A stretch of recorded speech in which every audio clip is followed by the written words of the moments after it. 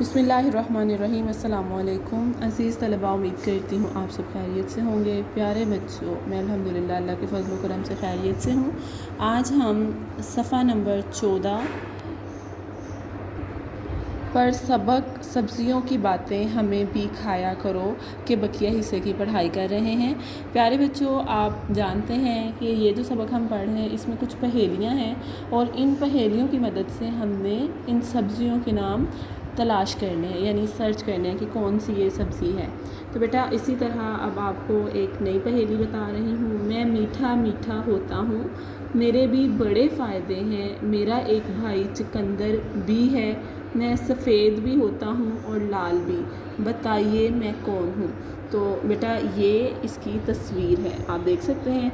तो ज़रा सोच के बताइए कि ये कौन सी सब्ज़ी है। दोबारा से मैं आपको पहेली बताती हूँ। मैं मीठा मीठा होता हूँ, मेरे भी बड़े फ़ायदे हैं, मेरा एक भाई चुकंदर भी है, मैं सफ़ेद भी होता हूँ और लाल भी, बताइए मैं कौन हूँ। तो प्यारे बच्चों ये कौन है? ये शलजम है। क्या है? शलजम। सफ़ेद भी होता है ना और थोड़ा सा उसका सुर्ख भी होता है, जिसे गुलाबी सा रंग कहते हैं। इसके अलावा हमारी दूसरी पहेली है।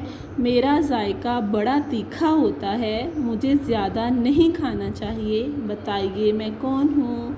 यानी मेरा जायका बड़ा तीखा होता है। थोड़ा सोचिए कि सब्ज़ी में ऐसी कौन सी चीज़ है जिसका जायका तीखा होता है। तो वो कहती है कि मुझे ज़्यादा नहीं खाओ, बल्कि कम कम खाओ। सब तो कहते हैं ना मुझे खाओ मुझे खाओ, तो ये सब्ज़ी तो कह रही है कि मुझे कम खाओ। तो बताइए ये कौन है? जी हाँ, ये सब्ज़ मिर्च है। आपको पता है ये सब्ज़ मिर्च जो होती है इसको ये बहुत तीखी होती है, इसको अकेले नहीं खाया जा सकता। बड़े तो खा देते हैं लेकिन बच्चे तो हम बिल्कुल भी नहीं खा सकते।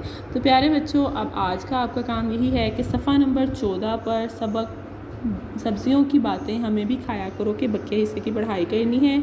और प्यारे बच्चों, आपके ख़त कशीदा अल्फाज की इमला नोटबुक पर खुश ख़त तहरीर करनी है। जैसे पहला लफ्ज़ है मीठा, फिर फ़ायदे, चुकंदर, सफ़ेद, लाल, बताइए कौन, जायका, तीखा, ज़्यादा। तो प्यारे बच्चों, जो अभी हमने सफ़ा नंबर 14 पर ख़त कशीदा अल्फाज देखे, बेटा आपने इनकी इमला नोटबुक पर कुछ ख़त तहरीर करनी है और सफ़ा नंबर 14 की दोनों पहेलियों की पढ़ाई करनी है।